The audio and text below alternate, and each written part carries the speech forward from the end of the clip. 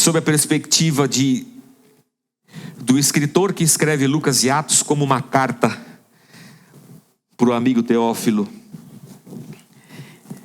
E eu quero ler com vocês hoje a parábola do bom samaritano, que é muito provável que você já tenha escutado uma centena de pregações sobre a parábola do bom samaritano. Eu penso até que se cada um de nós viesse aqui, ia conseguir fazer uma pregação do bom samaritano, de tanto que já ouviu pregação a respeito desse tema. Mas é sobre ele que nós nos debruçaremos nessa manhã. Certa ocasião, um certo perito na lei levantou-se para pôr Jesus à prova e lhe perguntou: Mestre, o que preciso fazer para herdar a vida eterna? O que eu preciso fazer para herdar a vida eterna? O que está escrito na lei? Respondeu Jesus. Como você a lê? Ele respondeu: ame o Senhor, o seu Deus, de todo o seu coração, de toda a sua alma, de todas as suas forças e de todo o seu entendimento, e ame o seu próximo como a si mesmo. Disse Jesus: você respondeu corretamente. Faça isso e viverá. Mas ele, querendo justificar-se, perguntou a Jesus: e quem é o meu próximo? Em resposta, disse Jesus: um homem descia de Jerusalém para Jericó, quando caiu nas mãos de assaltantes.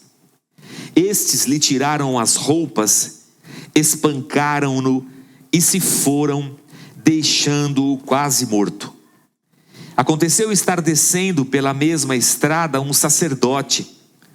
Quando viu o homem, passou pelo outro lado. E assim também um levita. Quando chegou ao lugar e o viu, passou pelo outro lado. Mas um samaritano, estando de viagem, chegou onde se encontrava o homem, e quando o viu, teve piedade dele. Aproximou-se, enfaixou-lhe as feridas, derramando nelas vinho e óleo. Depois colocou-o sobre o seu próprio animal, levou-o para uma hospedaria e cuidou dele. No dia seguinte, deu 2 denários ao hospedeiro e lhe disse: cuide dele. Quando eu voltar, lhe pagarei todas as despesas que você tiver. Qual destes 3 você acha que foi o próximo do homem que caiu nas mãos dos assaltantes? Aquele que teve misericórdia dele, respondeu o perito na lei. Jesus lhe disse: vá e faça o mesmo.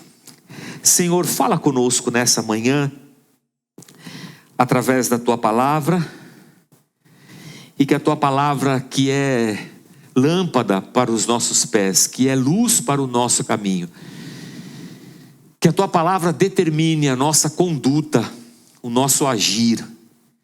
Que a tua palavra, Senhor, semeada no coração da gente, produza transformação, mudança, Senhor, de dentro para fora. É o que nós pedimos a ti, em nome de Jesus. Amém. Amém. Você tinha em Jerusalém, lá no primeiro século, nos dias de Cristo, a seguinte configuração religiosa dentro do judaísmo. Você tinha os judeus religiosos, que a gente pode chamar que eram aqueles que faziam parte do partido do templo. Dentro desse grupo você tinha os saduceus. Os saduceus eram os judeus religiosos ligados à religião do templo, ao sacrifício, ao ofício sacerdotal e levítico. Eles estão no templo. A questão, irmãos, é que desde o Império Grego e agora no primeiro século é o Império Romano quem domina o mundo ocidental conhecido, você tinha um movimento muito ruim de associação entre religião e Estado. No caso aqui, entre o judaísmo do templo e o poder romano, que era o império que dominava o mundo. E você tinha então uma condição que era completamente impensável de Roma ter ascensão e poder sobre a escolha do sumo sacerdote. Uma coisa impensável. Mas você tem Anás e Caifás, sumos sacerdotes lá em Jerusalém, que tem o dedo de Roma. Então, de certa maneira, essa religião do templo, apesar de odiar o fato de estarem sob a opressão e o domínio de Roma, de uma certa maneira, eles têm um convívio estabelecido. Você tem a moeda do templo, que só corre dentro do templo. Então qualquer pessoa que vem do Império Romano e traz a sua moeda para fazer uma oferta, por exemplo, no templo, ou para comprar um animal no templo, para oferecer um sacrifício, tem que fazer o câmbio dessa moeda. E ele faz o câmbio e pode até comprar um animal. Você tem essa estrutura religiosa permitida por Roma. Roma permite que os judeus mantenham o seu culto. Então há uma relação de atrito, difícil, mas também há uma relação de mistura, sabe? Do outro lado desse cenário, você tem o lado dos fariseus, dos escribas, dos mestres da lei, que na tradução da NVI eles vão chamar de peritos da lei. É essa turma que tem a sua espiritualidade baseada na lei de Moisés. Enquanto o templo tem uma espiritualidade baseada no sacrifício do cordeiro para perdão de pecados, desse lado de cá, do lado dos peritos da lei, dos escribas, dos mestres da lei, você tem a questão da obediência à lei como sendo o eixo da sua vida religiosa e espiritual. Esse pessoal aqui não gosta muito desse aqui. Eles não se dão muito bem. Esses aqui também não gostam de Roma. Mas é uma realidade religiosa lá do primeiro século. A questão é que Jesus aparece. E quando Jesus aparece, como tantos outros mestres da lei apareceram, quando Jesus aparece, esse grupo quer saber se esse mestre da lei é realmente um cara que conhece a lei de Moisés e se guia por ela. Por outro lado, quando esse mestre se levanta e uma multidão começa a segui-lo, esse grupo de cá também fica preocupado. Porque essa estrutura entre judaísmo e Roma, apesar de estar bem estruturada, ela é muito delicada. Qualquer coisa pode romper com isso aqui. E qualquer rebelião dentro do judaísmo significa opressão do Império Romano, que é o que acontece no ano 70 depois de Cristo, quando o Império Romano destrói o templo, o segundo templo, né, com um general chamado Tito, que a gente chama de marechal aqui em Itaim Paulista, mas lá nos dias de Jesus era o general Tito. Ele destrói Jerusalém e o templo. E esse equilíbrio tão delicado é destruído. Mas esse pessoal daqui fica preocupado porque um líder se levantando aqui é sempre uma afronta para a religião. Então, nesse cenário religioso, um mestre da lei fala assim: deixa eu testar esse Jesus, se ele realmente é um mestre da lei. Deixa eu ver se esse cara realmente é um cara em quem a gente possa confiar. E o teste é o seguinte: Jesus, tem um monte de gente em volta. O que é preciso fazer para herdar a vida eterna?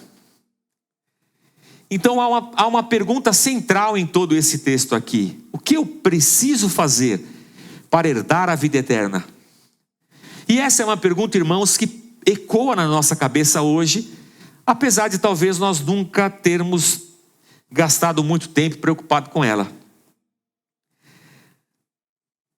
Porque a finitude nos aflige. A finitude nos aflige. Quando uma pessoa próxima da gente morre, a gente se enche de perguntas. E a gente se depara com o fim da história, da vida. E isso é ruim demais da conta. Eu fiz um velório há poucos meses, da mãe de uma irmã nossa aqui da igreja. E ela teve um câncer e uma luta longa contra um câncer. Anos. Até que ela faleceu. E conversando com a família, a filha dela disse assim: pastor, nesses últimos tempos eu já estava pedindo assim: Senhor, acaba com esse sofrimento e leva ela. Dá descanso para ela. Enquanto ela me dizia isso, eu me lembrei do meu pai, que morreu em 2000, às vésperas no dia da eleição do ano de 2000, em outubro. Ele desmaiou, teve um aneurisma. Desmaiou e morreu. Assim, sem que a gente estivesse preparado para uma situação como essa. E uma pergunta ficou batendo na minha cabeça quando eu fui fazer aquele velório: o que é melhor, né? Se é melhor você demorar para morrer até que você já se conforme e diga assim: Senhor, recolhe, ou de repente a pessoa morre e pronto, ninguém sofre e já passou, né? Mas a única resposta que eu tive àquela pergunta foi: as duas coisas são ruins, porque a morte é ruim. A separação, a certeza de que isso aqui vai acabar. Se por um lado eu estou sofrendo, vai acabar o sofrimento. Mas se por um lado eu estou gostando, vai acabar. Meu casamento vai acabar. Eu vou morrer. Minhas filhas vão sofrer quando os avós morrerem. Eles vão morrer uma hora, mais cedo ou mais tarde. Eu vou morrer, elas vão sofrer. Toda morte para nós é um sofrimento, porque a morte nos confronta com a nossa impotência, com a finitude de tudo na vida e às vezes com a falta de sentido da existência humana. Que sentido para essa vida? A pessoa vem, às vezes só sofre, morre jovem, morre num assalto, morre num acidente de trânsito, sai de uma balada, teve uma noite feliz, um acidente, morre. Pô, que sentido para isso? Um capitalista voraz explora minas e minérios, e uma avalanche de barro invade uma casa e mata pai, mãe, filho. E eu me pergunto: que sentido dessas vidas terem sido ceifadas? E acabou.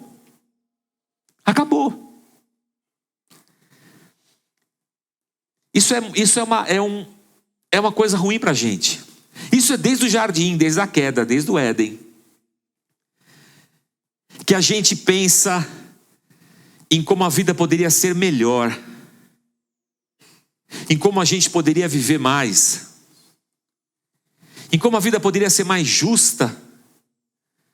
E o mestre da lei pergunta: Jesus, como é que a gente faz para herdar a vida eterna? Como é que o ser humano faz para ter uma vida melhor do que essa vida que a gente tem aqui? Para ter uma experiência de vida melhor?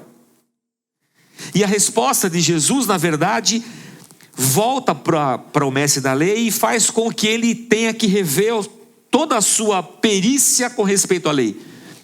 Jesus pergunta: o que a lei diz? Talvez o mestre da lei esperasse que Jesus desse alguma resposta equivocada para que ele pegasse Jesus do pulo, porque ele foi para lá para testar Jesus. E aí o perito da lei fala assim: olha, ame a Deus. Toda a lei de Moisés se resume em amar a Deus de todo o teu coração, com toda a tua força, de você amar o próximo como a si mesmo. E aí Jesus então responde para o homem: tá certo, você acertou, é isso mesmo. Só que quando Jesus responde para o homem, tá certo, e é isso mesmo, o homem quer se justificar diante de Jesus, porque alguma coisa esquisita acontece aqui nessa história. Esquisita por quê? Porque o homem conhece a lei. Ele sabe que amar a Deus acima de todas as coisas e amar ao próximo como a si mesmo vai dar a essa pessoa uma vida distinta e diferente dessa experiência terrena. Essa eternidade da vida, essa vida que não conhece tempo, vai fluir de dentro dessa pessoa que ama a Deus acima de todas as coisas e ama ao próximo como a si mesmo. Só que por algum motivo, mesmo esse perito da lei sabendo disso, ele não tem essa vida. É por isso que ele quer se justificar diante de Jesus. Ele não tem essa vida. Ele conhece a lei, ele sabe da regra, mas ele não tem essa vida. Isso aqui é muito sério nesse texto. Muito sério nesse texto. Eu estava ontem conversando com a Cláudia. A gente estava conversando em família assim, batendo um papo. E eu falei, e aí?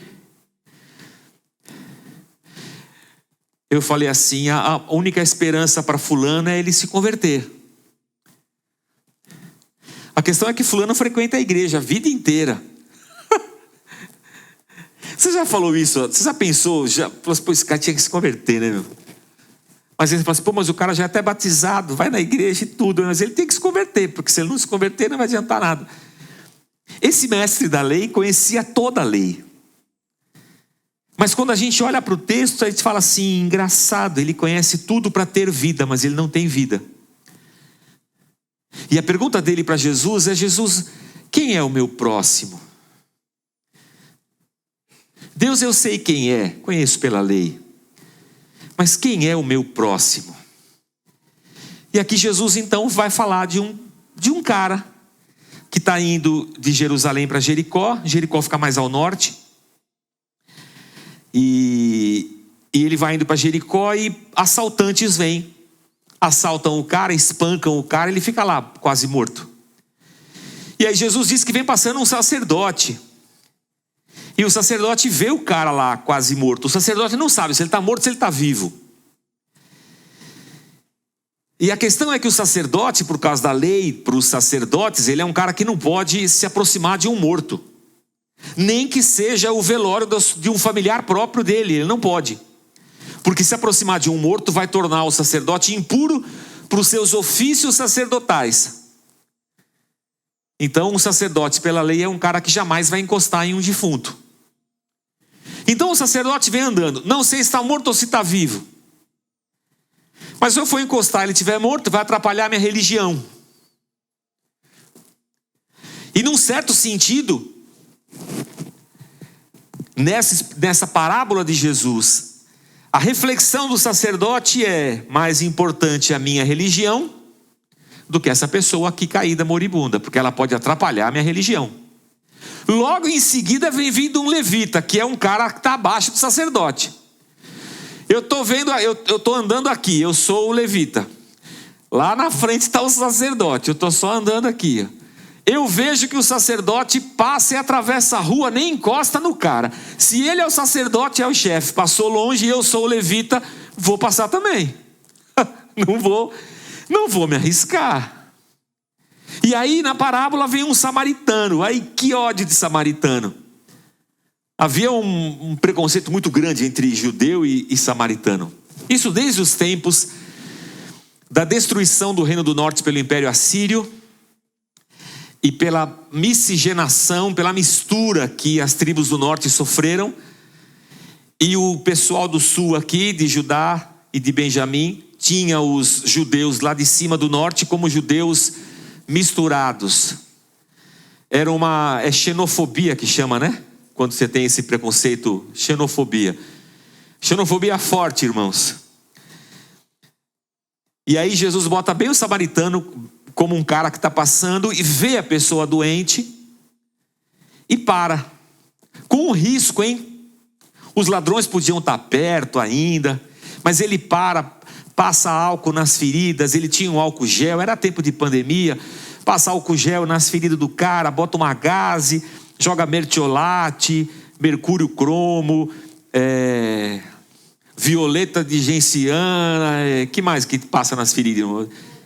Iodo, hipoglose, ele tinha um monte de coisa, ele tinha uma caixa de primeiros socorros, ele limpou, pegou o cara, deu água, o cara estava moribundo, botou no cavalo dele, seguiu o resto do caminho a pé, com o cara no cavalo. Quando chegou numa hospedaria, deixou o cara lá, falou assim, ó, vou te pagar aqui um dinheiro, deixa esse cara aí descansando, comendo, vou deixar 2 denários, vou seguir viagem. Se por um acaso ele gastar mais do que esse dinheiro que eu estou te adiantando aqui, te pago o resto depois, mas cuida dessa pessoa. E aí Jesus pergunta para o intérprete da lei, quem foi o próximo do moribundo? O sacerdote, o levita ou o samaritano? E o perito da lei não fala que foi o samaritano. Acho que ele não ia conseguir falar, não ia sair pela boca dele. É a mesma coisa que nessa parábola. Se nessa parábola, o samaritano, por exemplo, fosse um corintiano. Senhor, lá de Itaquera, lá onde aquela nuvem negra cobre os céus. E Jesus perguntasse para mim, quem foi? Você acha que eu ia falar? Foi o corintiano? Não ia falar. Eu ia dizer, é aquele cara que usa preto e branco. É igual o Harry Potter, jamais ia falar Voldemort. É o nome que a gente não pode falar. Ele responde assim, ó, aquele que teve misericórdia do moço. Foi esse. Ok.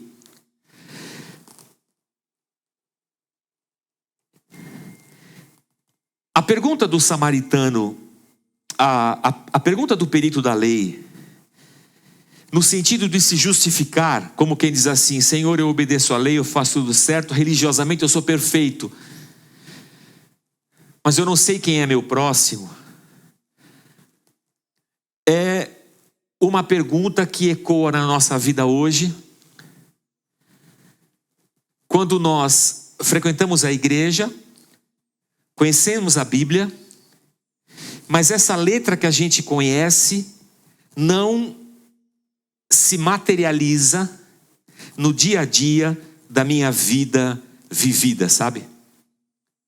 Eu conheço a Bíblia, mas a Bíblia não me torna uma pessoa diferente. Eu, como marido, como filho, como cidadão, como profissional, como chefe, como empregado, não tenho a minha vida impactada e transformada por essa palavra que eu escutei. Ou seja, a palavra que eu conheço e religiosamente sigo, ela não está presente na vida que eu vivo. Foi isso que esse cara falou. E todo mundo que estava em volta devia saber. Esse cara que está conversando com Jesus, esse cara não tem essa vida que ele está perguntando para Jesus de onde vem. Porque a gente o conhece. Esse cara é um perito da lei, conhece tudo da lei, mas não faz as coisas. E a pergunta que me ecoa na mente, que bate na minha cabeça, lendo esse texto, é exatamente essa. O quanto da palavra que eu conheço está presente na minha vida? Isso ecoa na minha cabeça e bate na minha cabeça, porque quando a gente começou a Casa da Rocha, foi a pergunta que estava martelando a minha mente. Isso há 10 anos atrás. Faz sempre que essa pergunta bate na minha cabeça. E a pergunta era, o quanto de cristianismo e de Deus as minhas filhas conhecem?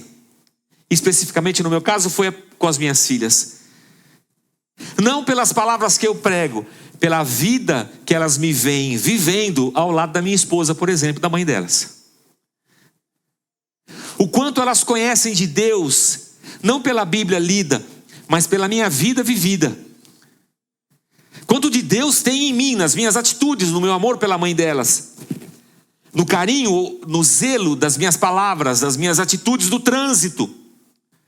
Quanto elas conhecem de Deus na minha vida, o quanto de vida eterna existe na minha vida aqui terrena. Essa era a pergunta. Porque a gente estava começando a igreja e eu ia ser o pastor da igreja, e a minha pergunta era a mesma. O quanto das ovelhas da igreja vão conhecer de Deus, não pelo que eu prego, mas olhando para a minha vida? Quanto de Deus existe na minha vida? Essa é a questão do samaritano. Ele não tem Deus. Do samaritano não, do perito da lei. Ele não tem Deus. Ele tem uma religião, ele observa uma religião. Até o sacerdote observava uma religião, o levita observava uma religião. Mas o que a lei dizia para esses homens todos é que a verdadeira religião é amar a Deus acima de todas as coisas e ao próximo como a si mesmo. E apesar desses caras conhecerem essa lei, isso não era verdade na vida deles. Algum milagre deixou de existir aí nessa história. Eles não tinham Deus. Eles não sabiam o que era isso. E o que martela a minha cabeça é isso. Essa vida está dentro de mim? Essa vida eterna está dentro de você? Deus é realmente o maior amor da minha vida. Deus é o maior amor da minha vida. Vou fazer essa pergunta de outro jeito. Se você é pai e o seu filho vem para você e fala assim: pai, quero fazer uma faculdade. E quando ele diz assim: pai, quero fazer uma faculdade, é porque há nele um desejo implícito que você, pai, pague a faculdade dele. Ou total, ou uma grande parte. Tá bom, meu filho? Aleluia. E o que você quer fazer? Faculdade do que, meu filho? Pai, eu quero fazer faculdade de sociologia. Aí você fala assim: ô moleque, o que você pensa da vida fazendo sociologia? Para ganhar dinheiro com o quê? Você tem que fazer uma faculdade que te dê uma boa profissão para você ganhar dinheiro. A minha pergunta é: na cabeça desse pai, a coisa mais importante nessa vida aqui é o dinheiro. E ele está ensinando para o filho dele que a coisa mais importante da vida desse filho tem que ser o dinheiro, acima de todas as coisas. É o dinheiro que determina a faculdade que eu faço, a carreira que eu escolho, o caminho de vida pelo qual eu seguirei. É o dinheiro quem é o Deus da minha vida. E esse pai está dizendo para o filho: ame o dinheiro. Essa profissão não vai te dar dinheiro, ela não vale. A pergunta é: qual é o Deus da minha vida que realmente é merecedor de toda a minha devoção, de todo o meu amor, de todas as minhas forças? Deus esse que vai impactar todos os caminhos da minha vida, que vai transformar a minha existência. Deus esse que se manifesta no fato de que as pessoas ao meu redor são importantes, sejam elas quem forem. Corintiano ou palmeirense? Nordestino ou sudestino? Os do sudeste. Hétero ou homo? Branco ou preto? A questão é: essa pessoa que está do seu lado e precisa,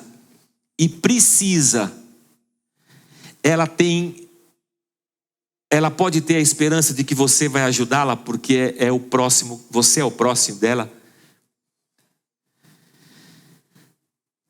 Porque o Evangelho de Jesus Cristo vai transformar a nossa vida completamente, fazendo com que a nossa caminhada de vida seja uma caminhada de amor a Deus acima de todas as coisas e de uma disposição de amor a encontrar no necessitado lugar do meu exercício de fé e de religião.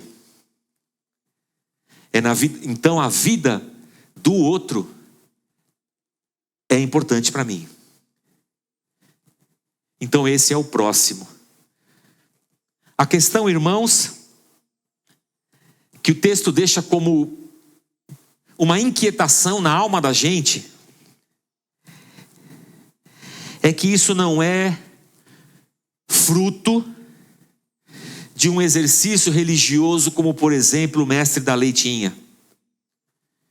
Isso é fruto de um milagre de Deus dentro do coração do ser humano. Que nós aprendemos pela leitura do Novo Testamento que esse é um milagre e um mistério da fé. Quando a fé se encontra com a oferta graciosa de Deus em Cristo na cruz. E a junção da fé com a obra graciosa de Deus vai produzir um milagre que a gente chama de um novo nascimento. E a partir desse novo nascimento, essa pessoa tem dentro dela vida, vida eterna, vida abundante. E para essa pessoa a coisa mais importante é Deus. E depois de Deus é o próximo. E quem é o próximo?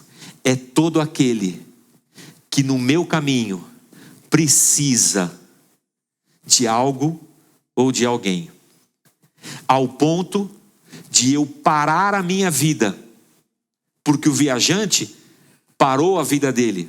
Naquele momento, o moribundo, o assaltado, era a pessoa mais importante da terra para ele.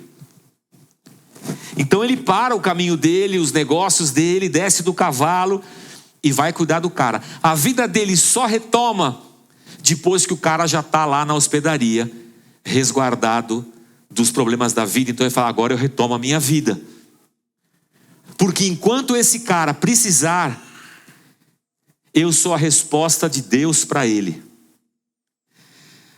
A grande pergunta, irmãos, é que a gente não faz isso como um simples desejo religioso. Ainda mais nesse mundo que a gente vive. Porque nesse mundo que a gente vive, irmãos, desde os dias de Darwin, que esse mundo é espaço para os mais habilitados, os mais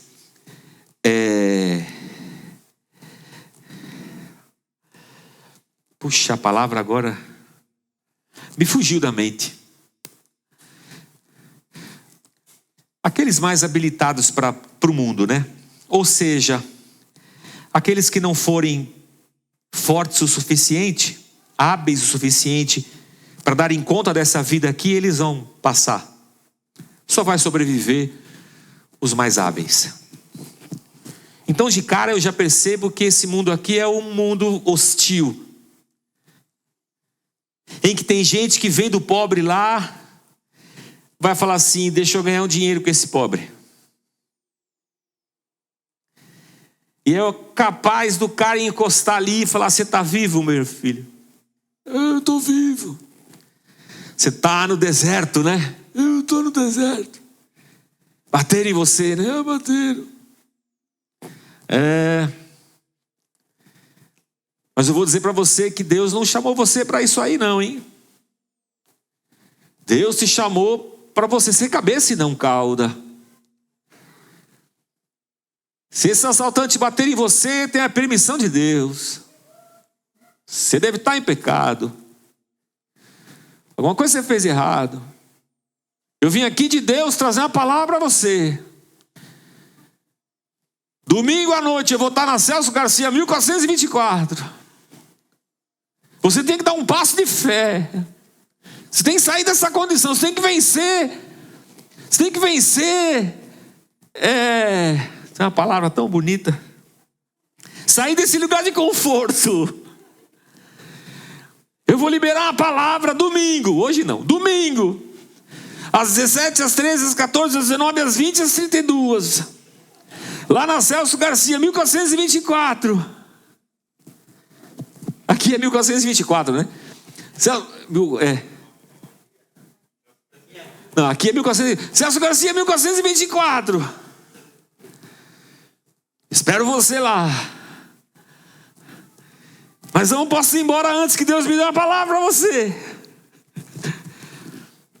Não vá de mãos vazias.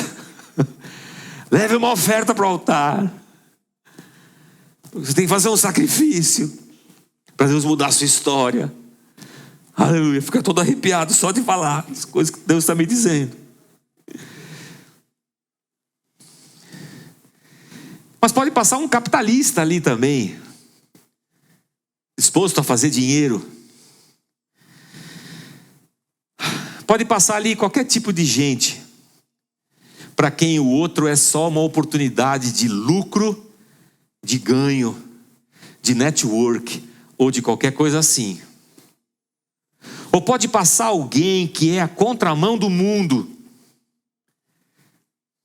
que não está pensando em ganhar dinheiro em cima daquele cara, que não coloca a sua religião acima daquele ser humano, mas que é movido por um amor interior tão grande e tão poderoso, que faz com que por um momento ele pare a vida dele e, ouvindo a voz de Deus, vai ser resposta de Deus em missão para a vida daquele cara caído no chão.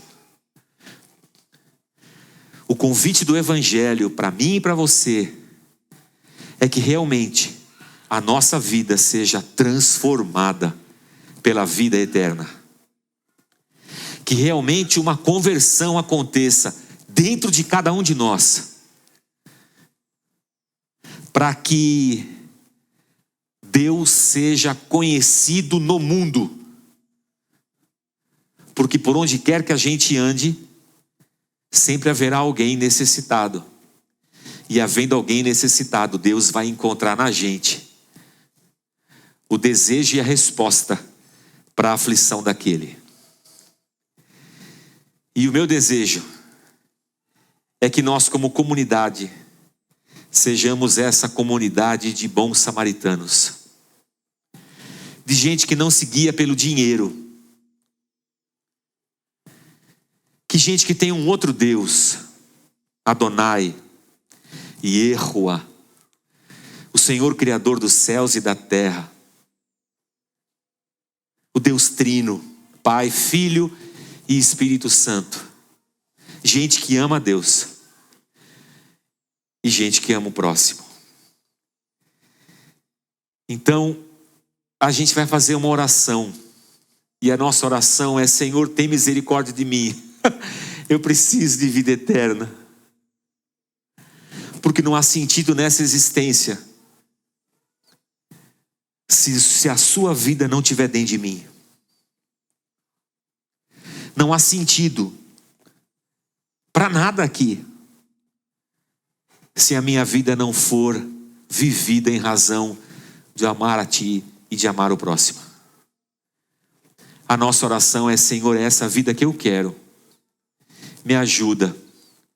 E talvez essa oração venha carregada de várias perguntas, muitas perguntas. Mas pastor, a gente tem que trabalhar, a gente tem que ganhar, a gente tem que não sei o que, a gente tem que não sei o que lá. Eu sei, essas perguntas todas depois você se entenda com Deus, igual o mestre da lei foi se entender com Jesus, achando que ia pegar Jesus na curva, e Jesus pegou ele. Porque, como diria meu amigo Ariovaldo Ramos, depois que você conheceu Jesus Cristo, e essa vida eterna entrou em você, os seus problemas acabaram.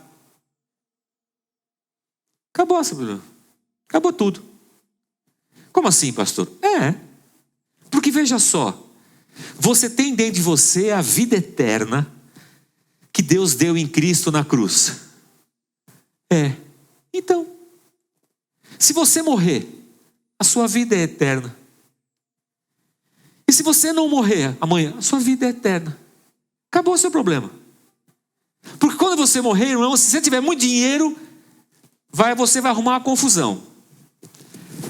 Porque seus filhos, seus netos vão brigar pelo seu dinheiro. O ódio vai nascer nos corações. E com o perdão da palavra, a merda está feita, irmãos. Vai dar briga. Por causa do maldito do dinheiro que você juntou. E se você tentar dividir ainda em vida, pior ainda. Porque vai despertar a ciumeira entre os irmãos e os netos e os sobrinhos, a confusão. Mas saiba de uma coisa, que você vai sem nada. E se você já não tiver nada, você vai sem nada também. Então se Jesus está em mim, se eu morrer, pronto. Está tranquilo. E se eu seguir a vida? Está tranquilo. Porque eu já estou resolvido. Já estou resolvido. Aleluia. O problema é se você não está resolvido. Aí é um problema. Porque aí você vai estar preocupado com o dinheiro, com a vida, com a herança, com a casa, com a aposentadoria, com um monte de coisa. Isso vai roubar a tua paz. Isso vai deixar você angustiado. Isso vai trazer divisão para a tua vida, para a tua família. Oh, meu Pai. Mas se você já tem a vida, pronto. É só esperar o abrir e fechar de olhos. Que o Senhor me dê essa leveza que o Ariovaldo fala nas suas palavras. Mas que Deus nos dê vida, irmãos. Que Deus nos dê vida. E por fim, que o Senhor ajude a gente também, irmão. Sabe por quê? Porque a gente é um bando de miserável. Você já viu um miserável? Não de miséria, um miserável assim, um cara miserável. Já viu um? Se você nunca viu, dá uma olhadinha ao seu redor. Pode olhar, fica à vontade. Olha lá, Irã. Ele tá, viu ele? Ele tá aí. Por que eu estou dizendo que a gente é miserável, irmãos? Porque quando você, por exemplo, arrecada cestas básicas na igreja, e você pega a cesta básica, e vem o pobre aqui, aí você pega a caixa. A gente tem até vídeo nosso, um joga a caixa para o outro joga a caixa para um, e você dá a caixa para o cara. Aleluia. Você não se sente bem? Eu acho que faz mais bem para a gente, porque a gente é um bando de miserável. Faz mais bem para a gente que para o pobre coitado que está precisando da cesta básica. Porque a cesta básica vai demorar 10 dias, vai acabar na casa dele, mas você vai ficar com esse sentimento pro resto da vida. Me lembro quando eu era jovem, te ajudava, as cestas básicas, aleluia. Olha que miserável. É fácil, ajudar quem a gente não conhece é a coisa mais fácil. Não conheço, não sei da vida do cara, dá uma cesta para ele, eu me sinto bem. Aí tem aquele cunhado teu que é corintiano e é uma confusão. O cara não trabalha, nunca fez nada de bom na vida, é mulherengo, já traiu a mulher. Cara, e você sabe que ele não presta. Aí o cara vem te pedir ajuda. Só que você não, ele é diferente do cara, é diferente do cara lá que você não conhece. Porque outro eu não conheço, eu dou a cesta e estou feliz. Esse aqui eu conheço, cara, não merece. Não se ajuda. Você é um pilantra, vai pegar esse dinheiro aqui, sabe o que vai fazer? Ele vai lá e vai jogar. Lá na máquina de bingo que tem no boteco perto da casa dele. Gasta tudo lá. Se não jogar, vai beber todo esse dinheiro que dá para ele. Casado com a minha irmã, coitada da minha irmã. Não sei como é que eu gostar de um traste desse aqui. Gastou todo o dinheiro dela. Gastou, agora quer gastar o meu? De mim? Nananina, não. Você acha que eu sou idiota? Eu acho que quanto mais próximo, irmãos, pior, viu? Agora de próximo é difícil. Tem que ser próximo longe. Porque os próximo eu já julguei. E julgando já condenei. Se são dignos ou não do meu favor. Miserável homem que sou. Que Deus ajude eu e você. Porque a gente precisa, irmãos. Que a gente consiga ajudar o próximo. Seja ele O que determina se ele é próximo ou não é se ele é alguém que precisa. Se ele precisa, então é meu próximo. Que Deus ajude a gente muito, muito. Que Deus transforme nosso coração, meu e o seu. Que Deus molde o coração da gente como comunidade. E que a gente esteja pronto a esse amor sacrificial de quem recebeu vida e vida em abundância. Vamos ficar de pé, gente, vamos orar.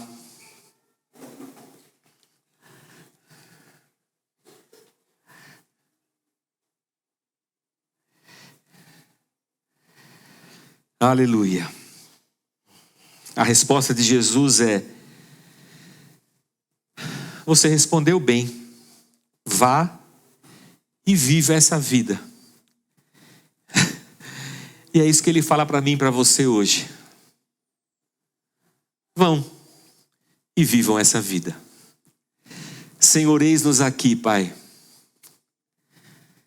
A tua palavra agride a nossa religião. A tua palavra, Senhor, desmonta a nossa religião. A tua palavra desmonta os nossos argumentos religiosos. E a tua palavra nos coloca em um confronto com a nossa consciência, com a nossa fé, com o nosso amor, com a nossa vida. A tua palavra nos coloca numa sinuca, Senhor. Ao ponto daquele mestre da lei ter que se justificar diante do teu Filho Jesus Cristo. Mas nessa oração, Senhor, nós não queremos nos justificar.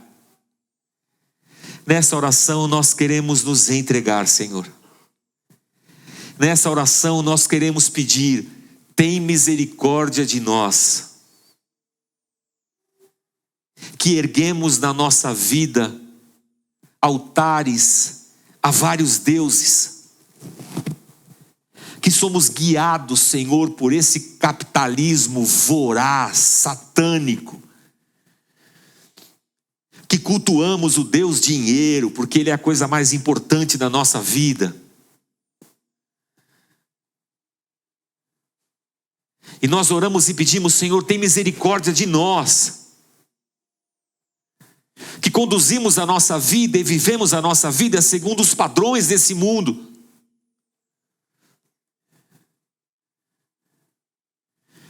Vivemos a nossa vida como se a religião fosse alguma coisa restrita aos cultos de domingo.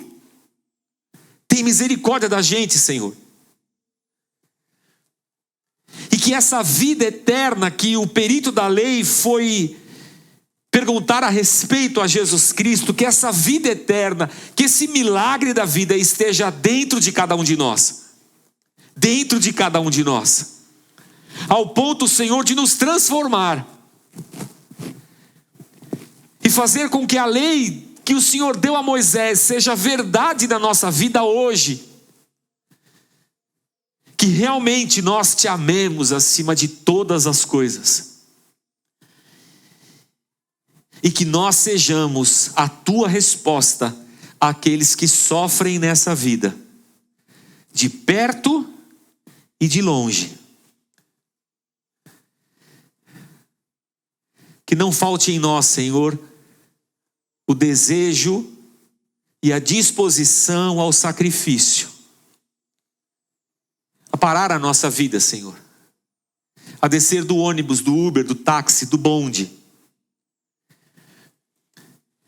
que estejamos dispostos a colocar a vida do outro como lugar do nosso exercício de fé e de misericórdia, para que a tua igreja seja uma resposta para esse mundo, Senhor. Para que a tua igreja seja uma resposta a todo aquele que sofre. Tem misericórdia da gente, Senhor. Que a gente consiga viver esse evangelho que Cristo ensinou para a gente. que essa vida que só o Senhor pode dar seja a nossa maior alegria. E que o prazer de ter a tua vida dentro de nós seja também o nosso maior prazer, nosso maior tesouro. Para isso a gente te pede, Senhor, tem misericórdia de nós, pecadores, insensíveis por causa da vida. Caminhamos na velocidade dessa vida maluca, Senhor, das ligações digitais, internéticas. Tem misericórdia da gente, Senhor, que desenvolveu uma casca grossa,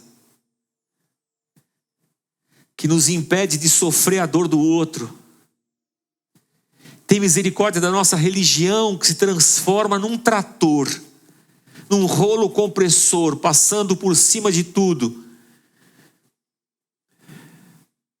Tem misericórdia da gente, Senhor. Talvez a nossa oração seja: salva-nos.